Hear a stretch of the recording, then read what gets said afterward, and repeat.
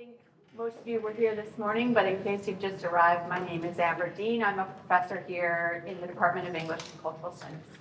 And it's been a real honor over the years for me to meet and learn from so many family members who lost loved ones on Flight 182. My own understanding of the bombing and its aftermath has expanded so much because of all of your willingness and many of your willingness to keep talking about your experiences in public forums. And I just want to say before we begin that this is no small ask that we make of the family members over and over again for now 40 years.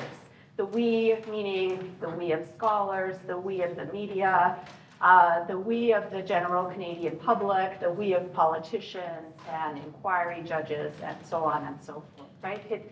It is a big ask to ask people to revisit such a significant experience of traumatic loss in public forums over and over. And for your willingness, I'm sure I speak for all of us here when I say I'm just continuously grateful for that.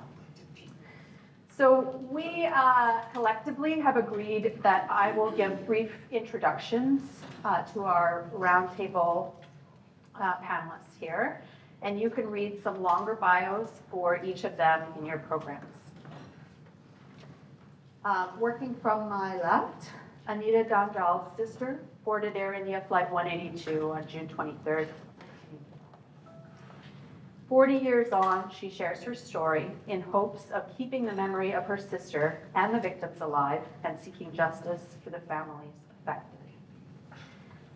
On my immediate left here, we have Sushil Gupta. Sushil was 12 years old when his mother was murdered on Flight 182. He was a driving force for the creation of the public inquiry, and currently he's a director with the RCMP's counterterrorism program, working with victims of terrorism and mass violence, which we'll hear a little bit more about as we get into our questions. Next to Sushil, we have Deepak Kanawal. Deepak's two sisters, Chandra and Manju, were on Flight 182. He's been active with the Air India Victims Families Association executive team in planning the annual memorial services and interacting with government agencies and the media to ensure that Canadians don't forget this tragedy. To Anita's right, we have Nisha Thampi.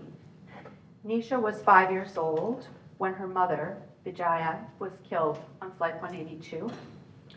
Her father, Vinu, remarried Jayashri, sitting right next to her right, who lost her husband and daughter in the bombing. They raised Nisha and their son Vivek in Toronto, and Nisha now lives in Ottawa with her family. Jayashri Thampi's husband, Lakshmanan, and 7-year-old daughter, Preeti, were killed in the bombing. After the trial, Jayashri became very involved in the creation of memorials for the victims across Canada, and is going to speak a bit about her experience getting those memorials built. We collectively recognize that there are so many other family members in the room with us today, and we hope if there's anything you want to share in response to the roundtable questions, you'll feel welcome to do so.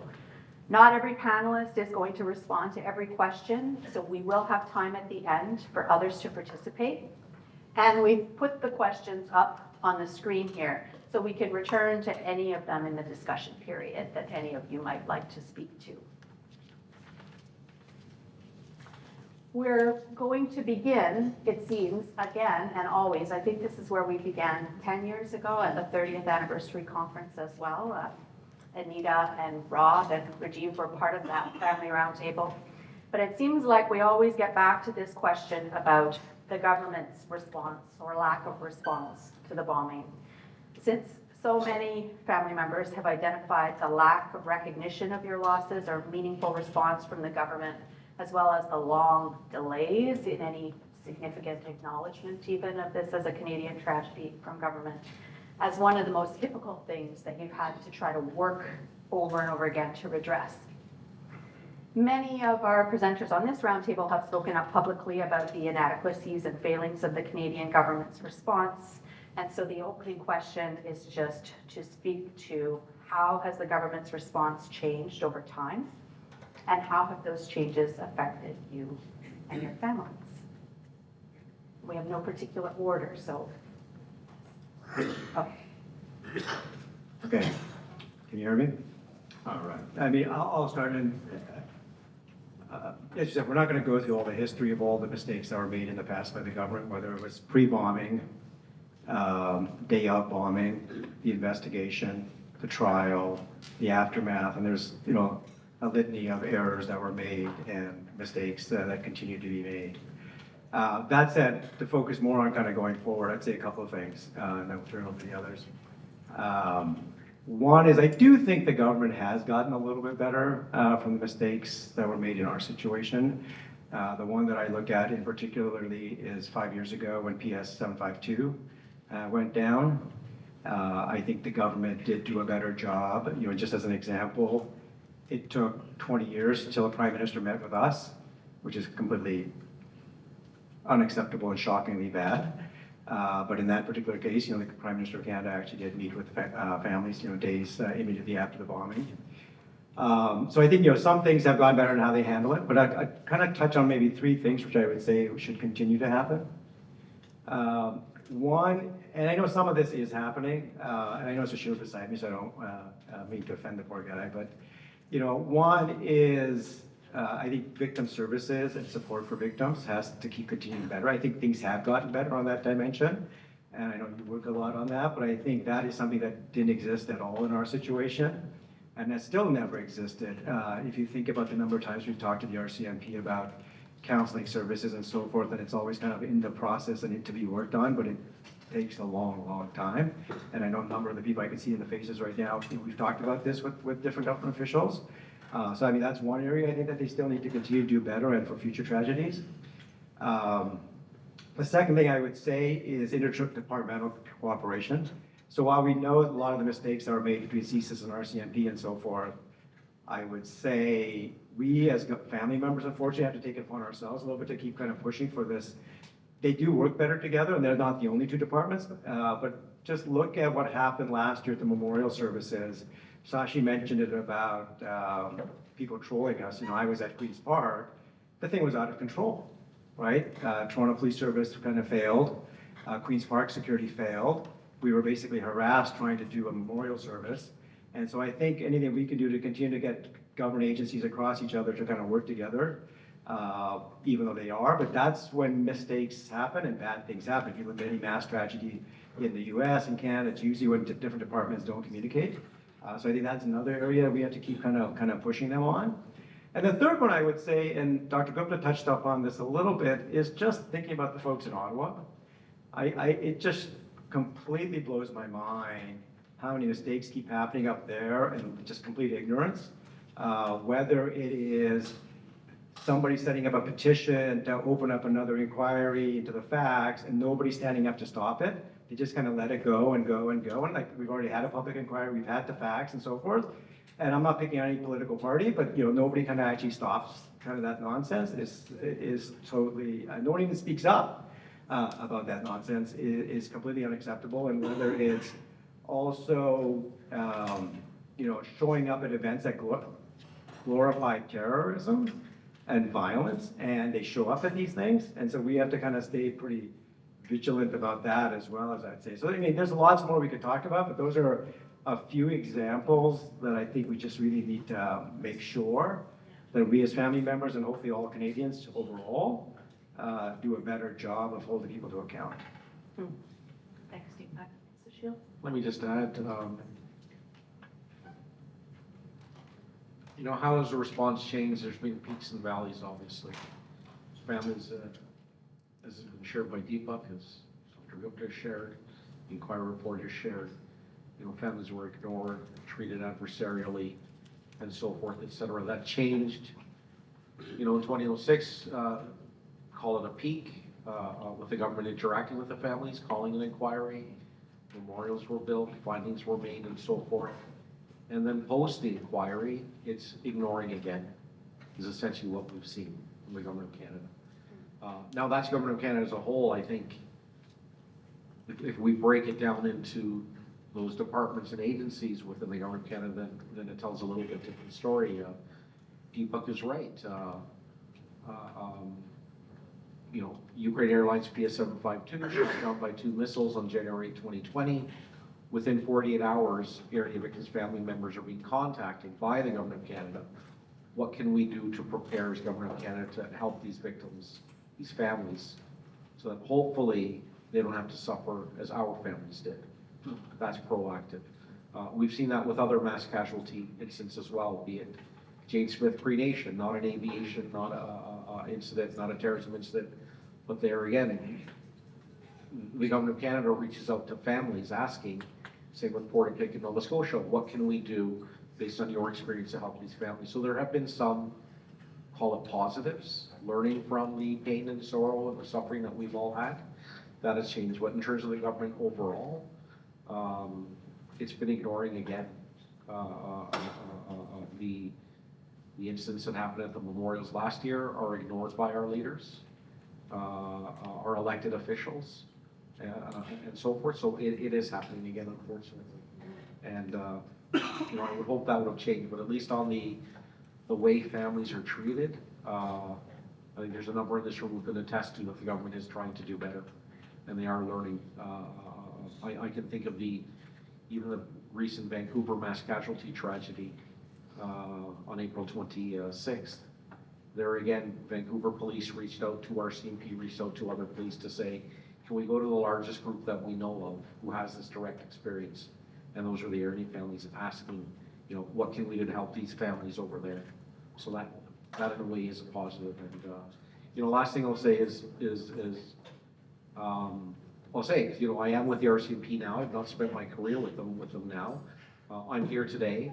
My commissioner knows I can speak as negatively as I need to because that's an experience you can't take away from me or any of us. But I think that organization has learned a bit. Some of you will know that there were a number of personal effects that were discovered that belong to the victims' families, and the RCMP's taken a positive initiative to try and return those items to victims' families, no matter where they are in the world. And I think that's a positive, and the driving force behind that is to show the dignity and respect that all of us, and those who aren't here, unfortunately, who've passed over the last, leading up to 40 years since the tragedy, but to show that dignity and respect that we all deserve and our loved ones deserve. So there are lessons being learned.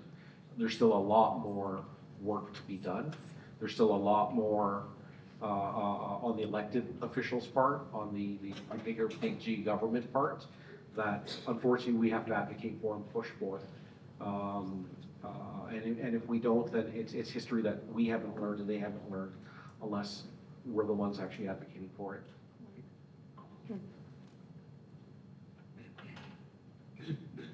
Hi, I just wanted to address this question with some points collected. So public awareness. Although public recognition of the bombing has grown, there was a period when the tragedy was largely ignored in Canada. It was not considered a Canadian tragedy. In recent years, there have been a more collaborative effort to shed light on the bombing's impact on the South Asian community and the Canadian city at large. The collective sense of solidarity has been an essential part of resilience for all of us, helping families heal and stand together in their fight for recognition and justice. The passage of 40 years has been a double-edged sword. Time has allowed some healing, but it has also brought a sense of frustration over the years. The ongoing fight for justice for families who continue to feel the emotional, social, and legal weight of the tragedy. Time has not diminished the need for justice, nor the desire to ensure the victims are never forgotten. There was a long criminal trial, a public inquiry, and an apology from the federal government for failing to prevent the bombing and for the mistreatment of the families thereafter. Today, Canadians still regard the bombing at most an Indo-Canadian tragedy. They focus on the terrorism, but rarely on the grief and hardship of the families left behind. The families still maintain a sense of hope that justice will one day prevail.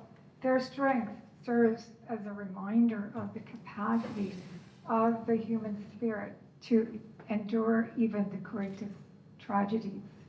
There is also the generational impact. The passage of time also means that children, grandchildren of victims now carry the weight of their family's history.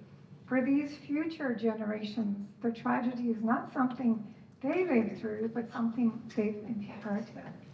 The impact of this inherited trauma of growing up with the knowledge of a loved one's loss and the justice that followed, changing social and cultural landscape. In the 4 decades since, the world and South Asian displacement has changed.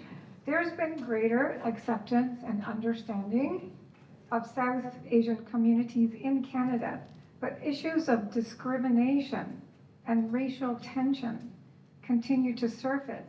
Some families feel that the bombing's aftermath is part of a larger conversation about belonging, safety, and acceptance in their adoptive home.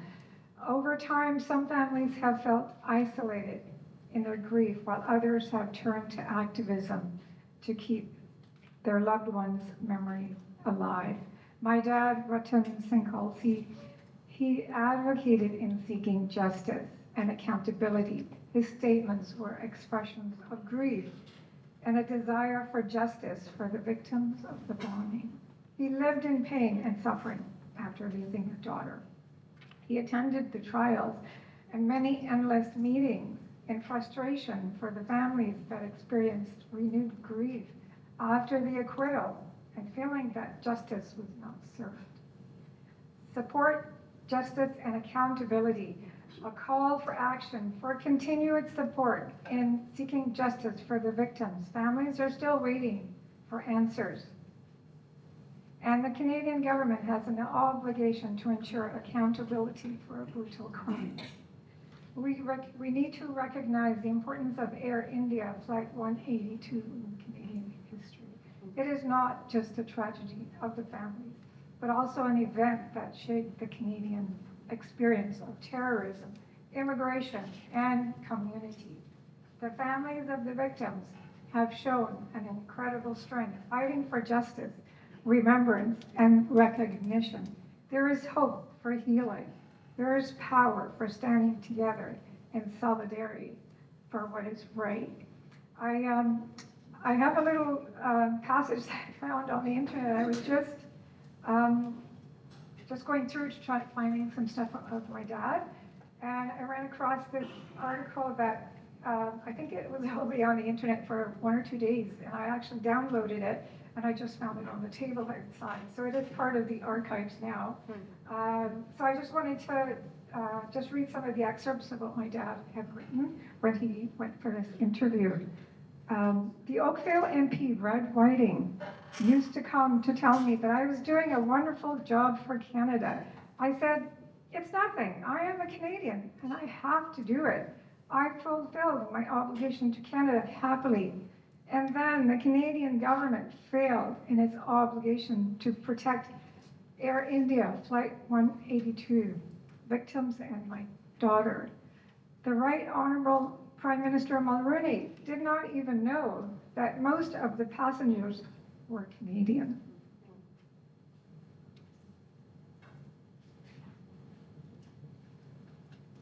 And there was never support from the Canadian government. From the Irish, however, yes, there was definitely support. If I was hungry, they would come and feed me, even force feed me.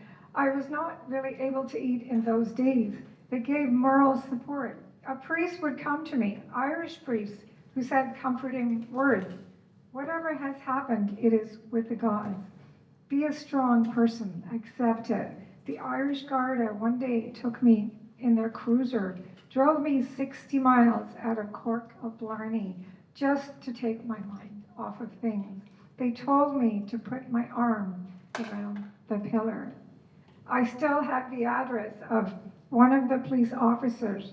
I wish we had met in happier times. His name is Detective Sergeant O'Connell, Burrack of the police station. Thank you. Thanks, Anita. Yeah, Nisha, Jayashri, I think you were going to respond to the next one, is that right? Yeah.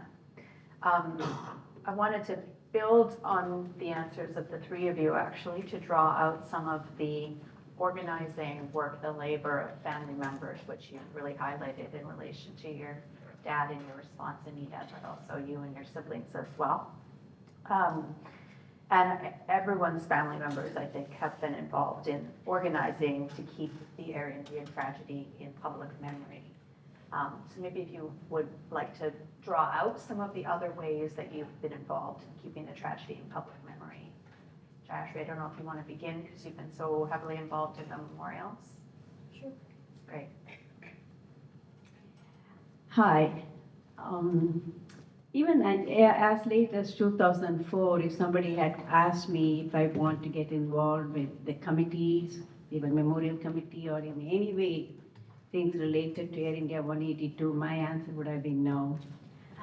For almost 20 years, I was in denial, and I remember the day of the crash, my sister was with me, and she was crying. Everybody was crying. I couldn't cry, and she kept telling me, "It's good for you to cry. Please cry," but I couldn't. But she cried for the both of us.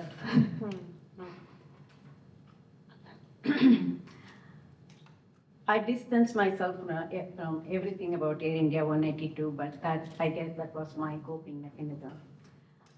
I watched other family members being very involved, very vocal, talking for the family members. I just sat by and I watched. I didn't want to get involved. But something changed in me after the verdict in 2005. I was upset, angry, sad.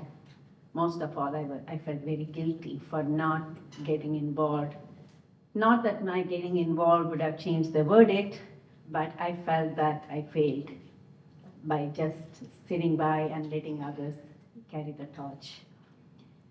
In 2006, City of Toronto announced that they were going to revamp the lakeshore, and I was thinking at that point there was discussions about improving the memorial. There was one already in Toronto, and they were planning to improve it. It's in a very strategic place at Queen's Park, but I thought it would be nice to have a place where people could visit, sit in peace and reflect. So, as always, my bright ideas come at 1 a.m. in the night, and I asked my husband, "Hey, how about if we have one at Lakeshore?" And he said, "Sure, you want to get it done? Go ahead and get it done." So for a person who didn't want to get involved, I said, okay, maybe this is my chance to do something about it. And he said, "If you want any support, I'll be very happy to help you." So one fine day, I just made a phone call to the mayor's office and talked to his staff. I introduced myself. For a person who couldn't talk about Air India or the people that I had lost, I had to introduce myself, talking about my husband and my daughter and how we would like to have a memorial in the lakeshore. And he said, "Oh, somebody will get back to you."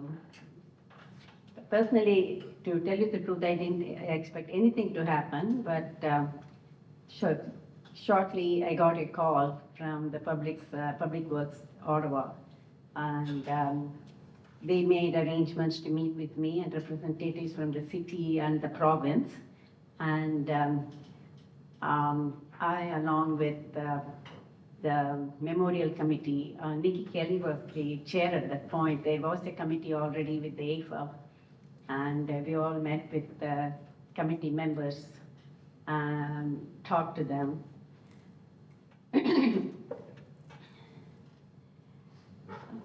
So we were able to get many things done along with the committee members. We were able to get the memorials in Ottawa, Vancouver, Montreal, and redoing the Ottawa Memorial.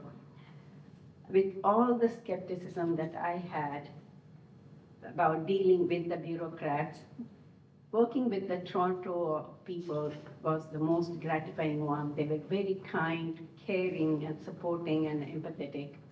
And they were very willing to do whatever we had wanted. All I had wanted was a place near a large body of water and where we could sit and reflect.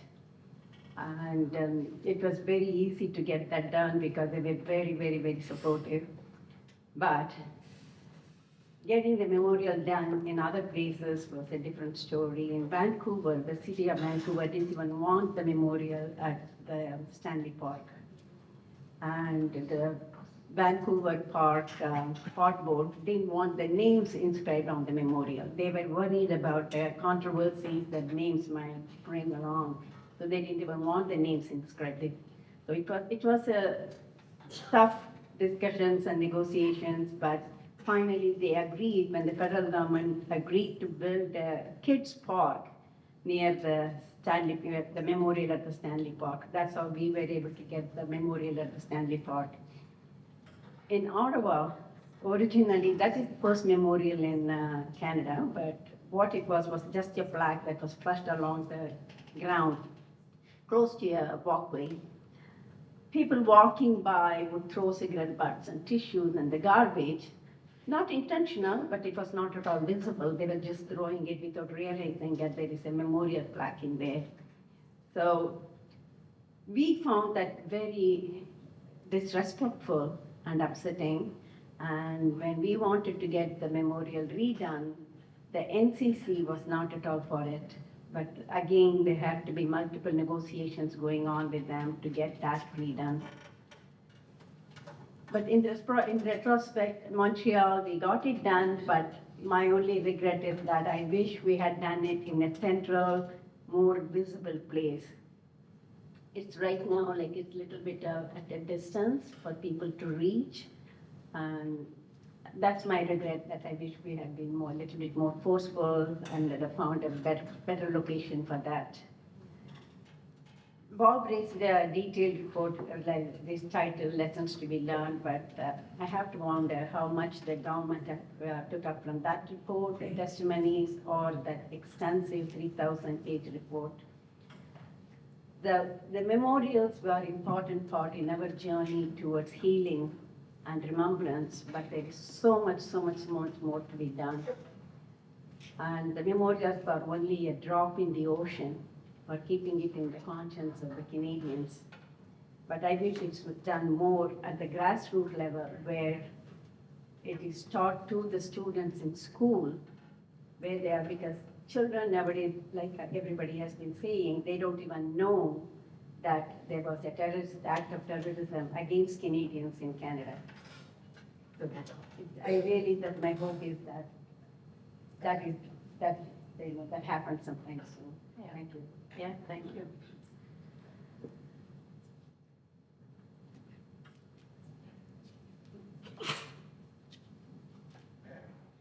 So I just wanted to, just for remembrance and recognition, how we move forward. So after these 40 years, the tragic event of Air India Flight 182 is still very powerful, emotional topic for families and communities affected. Over the years, the efforts to ensure that the victims are recognized and remembered have become more pronounced. There are memorials and ceremonies that are dedicated to the victims of the bombing, not just held in Canada, but in India and around the world. These ceremonies are often organized by families, local community leaders, and organizations. These are spaces for collective grieving and remembrance, a place where survivors, families, and the public can come to remember the victims of Air India Flight 182 bombing. By ensuring that the stories of the victims are passed down and that the lessons from this tragedy are taught, future generations can work toward a more just, inclusive, and compassionate world. We have a memorial site at Humber Bay Park South on Lake Shore and Park Lawn. The sundial is the central feature of the memorial. It was unveiled by Prime Minister Stephen Harper June 27, 2007. We often see passerbyers whenever we go there. They just stop and wonder what's this all about. And when we tell them, they don't know what happened. So we explain to them and take them to all the names of all the victims and let them know what happened on June 23rd, 1985. Reflection point. Despite these memorials and recognition efforts, it's clear that for the families, this recognition is more than just a ceremony. It's an acknowledgement of their grief, their loss, their lifelong struggle to seek justice and peace. Thank you. Thanks, Anita. Sushil, Deepak, I think you were going to speak a bit to the origins of Air India Victims Families Association here as well. Not to put you on the spot, but on my notes, I have that.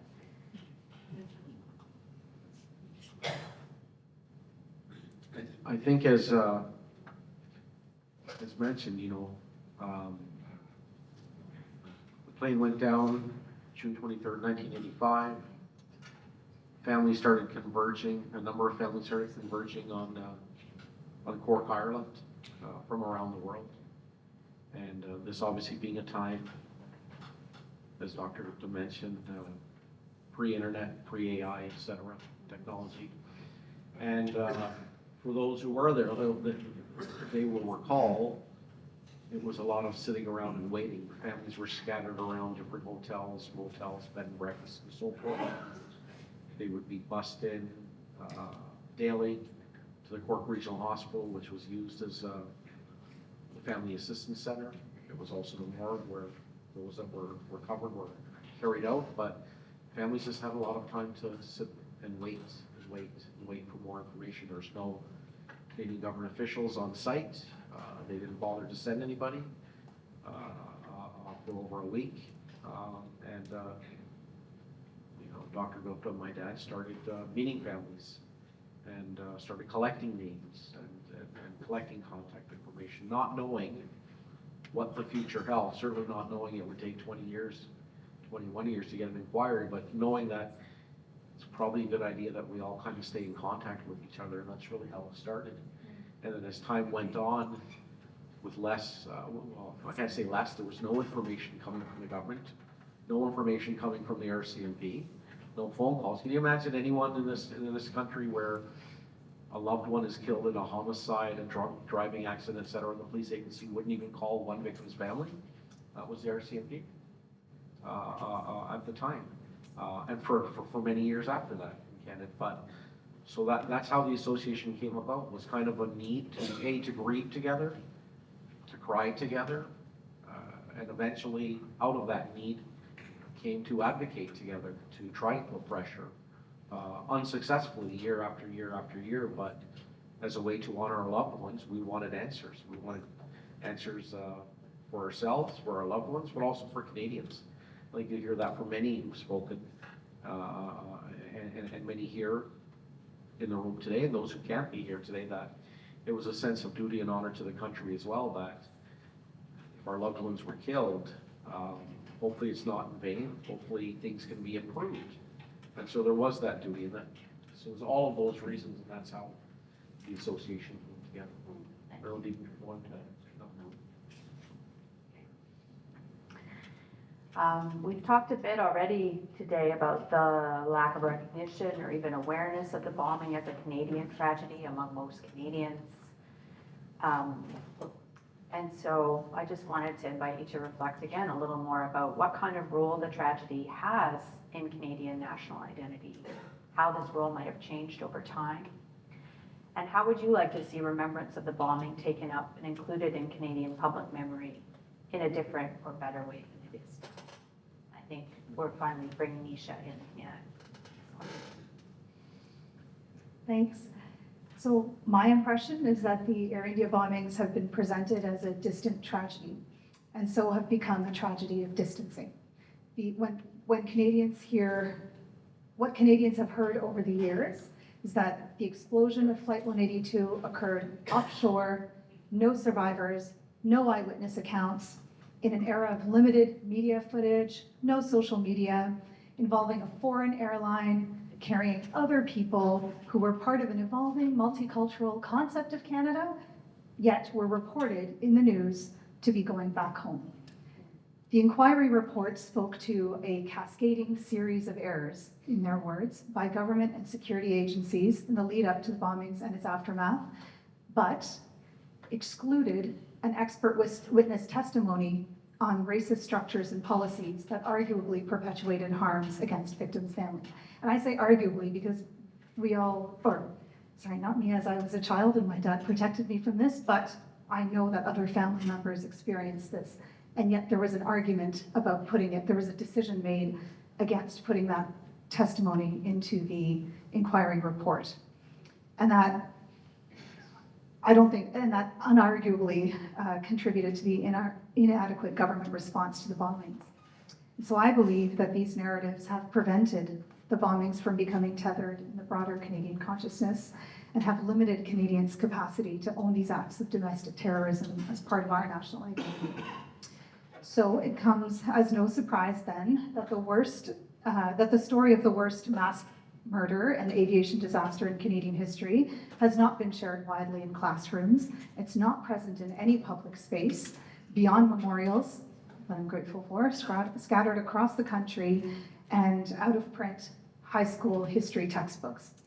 Nor is it surprising that the important questions and lessons learned from the bombings are known to fewer than 1 in 10 Canadians, as per that Angus Reid poll that we heard.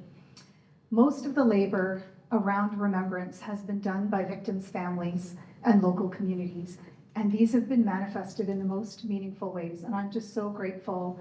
I will forever be grateful and be pointing to the archives to highlight some of that incredible work, including the establishment of awards, scholarships, charities, planting of trees, works of visual art, dance, poetry, and literature.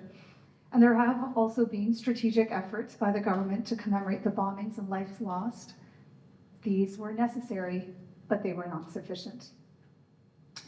If anything, these official gestures could make us believe that the injustices faced by victims and families were of the past, and that we could all move together towards a brighter future and a more safe and compassionate version of Canada compared to that of 1985.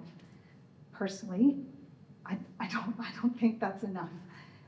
We need to see more in the way of education through schools and public spaces to access details that enable us to learn from and about the Erringdale tragedy if we're truly to move together towards a brighter future.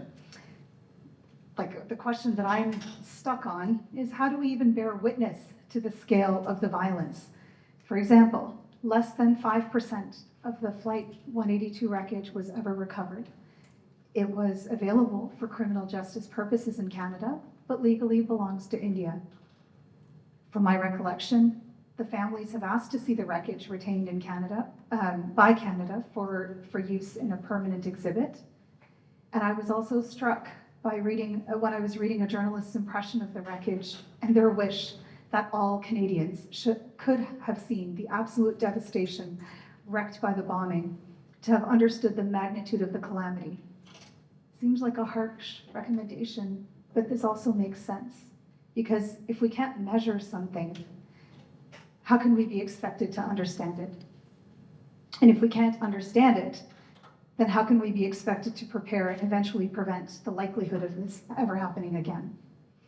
So even as individuals do the work to take up this difficult history through the archives and other reading and other testimonies and creative remembrances, I am sitting with, especially hearing the conversations this morning, how can we have more conversations like this together about how we're implicated by this history? And I'm not just including victims' family members in this question, how it's relevant to all our work, our lives, and our communities, and what's been done to improve counterterrorism preparedness and interagency response affecting Canadians in the last 10 years.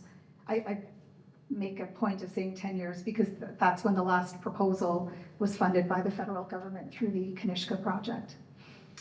And what efforts can the government and other public-facing institutions undertake to commemorate the Air India bombings on the National Day of Remembrance for Victims of Terrorism that does not put the onus on families and communities to remember victims in their own way, as it's currently stated year to year? In my mind, these are critical questions that we as Canadians need to explore towards taking up the event in our collective identity. Thank you. Deepak, yeah. Thank you. I was just going to add one point that you touched on.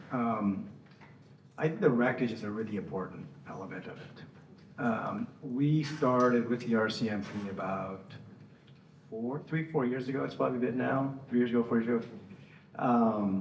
to try to get access to the wreckage. And it's a very visible kind of sign and a way to kind of, for people to remember the magnitude of it. And it's you know, as I think most of you know, the wreckage is still physically in Canada. It's still here, but officially it's owned by the government of India, since it was an Air India plane. And so, you know, we've been working pretty hard to try to get access to the wreckage so that we can kind of get it, and then we can, you know, hopefully, we have a few ideas of where we could display it and so forth, but, you know, the bureaucracy is moving very slowly with kind of the India-Canada tensions between the two countries, and I think that's getting a little bit better. But hopefully, we'll get some news on that. But, you know, I'll give you my personal point of view. You know, there's things like the Canadian History Museum in Ottawa, Gatineau, you know, across on the Quebec side. You know, that would be a great place to actually have some visible memory where people could actually see it, and school kids could go on field trips. Like I know my kids go to Ottawa every year. I mean, the grade 8 kids in our neighborhood, they all go to Ottawa every year for a field trip. You know, wouldn't that be nice that they actually could see that as part of their field trip? So anyway, I just want to put that out as I think is something we should all keep pushing on. I'm personally trying to push very hard on that particular file to see what we can get done. And I know there's lots of other people, and I know the RCMP are trying to help very much so on that file. We've been working with them, but there's a lot of other government agencies that are involved in that process, and it's you know, like many of these things, quite painful and very, very slow. The other element I just kind of mentioned, it made me think about on this kind of how we kind of continue to memorialize it. I don't have an answer to this, but I just want to kind of make sure people understand the facts about this. Is the challenge we face, it still continues to be pretty hard, of our politicians remembering that June 23rd, obviously Air India happened, but it's also the National Day of Remembrance for all victims of terrorism, as Nisha mentioned. Just to give you how uphill a battle we face on this. Last year, and I know this goes longer than that, but at least I was quite involved last year on this, is, you know, we wrote to the Prime Minister, we wrote to multiple government officials, we wrote to the Premier of Ontario to invite them to the memorial services on June 23rd. And not one of them had the courtesy to even respond to our invite. So not even to say that they're not coming, but not to even respond to the invite. Just shows, I think, why, you know, as painful as it is, we have to keep on this because it's just appalling that these people that we elect as our government officials, who are supposed to represent all Canadians and protect all Canadians, on the National Day of Remembrance for all victims of terrorism, don't even bother to respond to an invite to come to a memorial service. One of them, which is right on Queen's Park, which is like 3 steps outside your office, buddy, right? So they don't even want to bother to respond to the invite for that. And so again, this is why, as painful as it is, I think we have to keep at it. And, you know, I know the media has been quite helpful in many cases in trying to help on this stuff, but we have to just keep pushing on it. You know, I spoke quite a bit about this to the editor-in-chief of the Globe and Mail about it, and he was appalled that nobody responded to it. Like, so we do need the media kind of help kind of make sure the public is aware of the lack of attention and interest people are taking on this. And hopefully, like I said, we're all doing this, as has been mentioned many times before, so hopefully this never happens again. But if people don't even acknowledge it, of course history's going to repeat itself. I mean, let's not be stupid. I mean, history will repeat itself. That's bound to happen. And so let's see everything we can do to prevent it. And ideally, when it does happen, if it does happen, we do a much better job of responding to it. Okay. Thank you.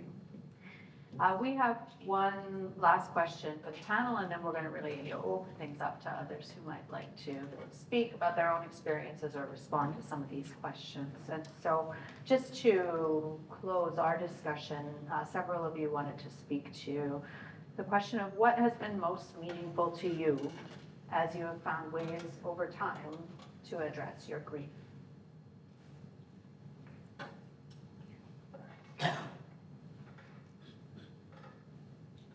Thank you. 40 years on, I share my stories. In memory of our dear sister Indira, my brother shares his home to remember her on her birthday, December the 24th. In that little article I found by mistake on the internet that I read just the last 2 questions ago. My dad wrote in there that she was born December 24th at, I think it was 11:54, and we celebrated her birth on Christmas Day. So we spend this time together as a family and remember her life. My brother also planted a beautiful big maple tree on the green belt just behind our home. We can actually see it. We just have a link fence on that Georgetown home. And we can see this beautiful tree from that childhood home. So my brother, he also got a plaque made. It's faded now, but it reads, "Oh, wondrous tree, transcending the bonds of existence, guide me through your graceful limbs, and I will embrace my loved ones again." I do have a special passage that I will read at the end of my readings here for my sister. So the tree was planted to remember and honor the lives of those lost in the Air India disaster, of our sister, to protect and maintain the beauty of this world in which they lived in. It is a tree of life, giving comfort and healing and continuation of life that she would have wanted. It is a gateway between heaven and earth, a celebration of life that our sister loved and enjoyed while she was with us. My sister was so happy to be here for the birth of my firstborn in our family before she just left for India. She had chosen Kishan for his name, and as tradition prevails, my husband family chose another name. So he was only 4 weeks old when she passed away. So I wanted to carry the name that she left in honor of her memory. So I went to the registry office and changed his name. My son Kishan now has his firstborn, who's going to be 8 years old. He's taken that name Kishan, and he's taken the 2 letters at the beginning and 2 letters at the end, and he made Kion. So the next generation will remember the name that my sister gave to him. My son, so this extension is another branch of this beautiful maple tree. It's a continuation of life and healing into the next generation. My dad, Ratan Kalsi, he always had a picture of my sister on his lapel, and he would tell everyone what happened to all the victims and my sister. He kept a small shrine at his home to remember her. My dad's last request before he died, 2016, was to scatter his and my mother's ashes over the same patch of ocean where the remains of the plane carrying their daughter and the victims plunged. We went to Ireland in 2018, and with the approval of the Irish government, my siblings, spouses, and cousins and I were allowed to scatter their ashes into the ocean. My brother Pradeep wrote a special passage that he gave to me to read to our dear sister, our dad, and our mom. And it lasts for them to be together The ashes were then scattered in this location, about 160 to 180 kilometers off the coast of Cork, Ireland. The Irish government and people showed us vital support. They were there for us. Every time families came from all over the world to see the memorial site, they were there. They assigned special support personnel for grieving relatives. We didn't even have that. I don't know why the government didn't call out to all the families here in Canada that lost our relatives. And contributing to the creation of the memorial site, they actually donated that part that is the closest part of land that is to the ocean where the plane crashed. And Canada and India, they collaborated and built the memorial site. An Irishman had designed this beautiful memorial for us. The site of the Air India Memorial in Althoughthis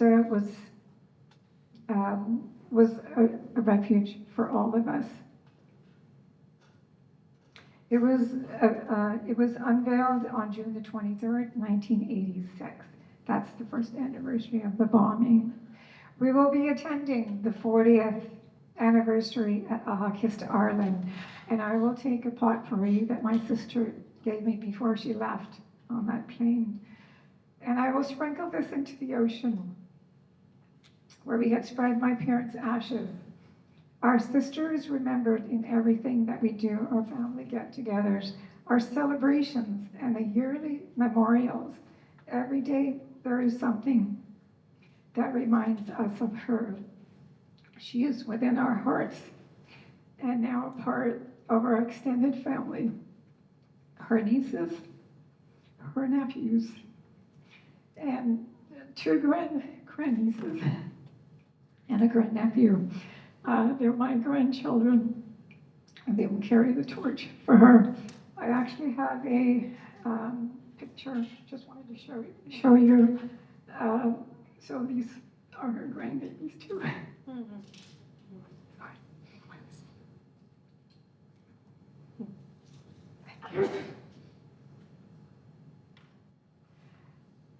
I just wanted to finish off.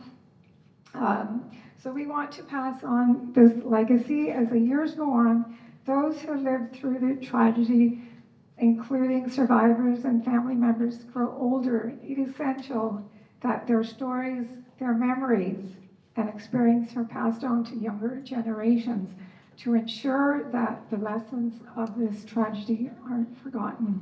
Survivors and family members have a unique perspective, one that mixes grief, resilience, and a commitment to justice. These stories are crucial in preventing history from being erased. They hold the key to understanding the true impact of the bombing and how it continues to shape the lives of those left behind. Hope for future generations. The ongoing fight for justice is not just about the past, but about securing a better future for all of us by ensuring that the stories of the victims are passed down and that the lessons from this tragedy are taught. Future generations can work towards a just, inclusive, and compassionate world. I have that passage that my brother Pradeep wrote. He would like me to read this. It's very deep-rooted, so excuse the pun. A tree remembers. His gracious hands have firmly planted my roots in the greenbelt grounds of the Mississaugas, and the soil beneath me speaks of the Haudenosaunee peoples who inherited these hallowed grounds of many, many eons. More recently, though, my awakening has come about from the whispers of a kind-hearted, sentimental, gentle person who informs me that my maple tree roots are taking their final resting place in this greenbelt adjacent to a humble abode that was the former residence of his dear sister who perished along with 329 passengers in an airplane explosion many years ago. As he relates the events of that fateful tragedy, my roots absorb each drop of the lukewarm tears that trickle down his rugged, tormented cheeks. I am instinctively aware that my canopy will serve as a respite for travelers to come to know that gentle woman roamed the passageways and corridors of Georgetown during her brief but joyful 21 years. In his soft-spoken voice, he begins to chant, "O wondrous tree, transcending the bonds of existence, guide me through your graceful limbs, and I will embrace my loved ones once again." As he reads, he casts a downward gaze at the commemorative plaque that rests at the base of my column, and the words reverberate into my every cell, nourishing my leaves, stem, roots, and outer skin. My fledgling leaves begin to sway as his gentle voice explains that although my roots are firmly entrenched in the earthly soil for nourishment, it is through the ever-expanding limbs of consciousness that I may be but a reminder that ties to an earthly existence can still allow one to break free from the bonds of despair and sadness. And just then, a cardinal swooped down from the heavens to rest on my outstretched limb. He senses a divine presence and joyfully reminisces about his sister went door to door, braving the harsh winters to sing festive Christmas carols to the lonely and forgotten seniors living secluded lives in the Mountain View residences. Her resounding presence and joy de viva reminded them that they were not forgotten, that they still hold a value as citizens of the town that they once served. And then he cried out loudly that she was the glue that bound her family and friends together, the thread that tied their hearts together and served as their beacon of light in a sometimes dark world. And in a final breath of sadness, he despaired that although her final journey on this earth would take her 1,000 miles across the ocean, she somehow knew that she would not return, as the metal bird of flight exploded off the coast of Ireland, taking along the many great souls on board the ill-fated Flight 182.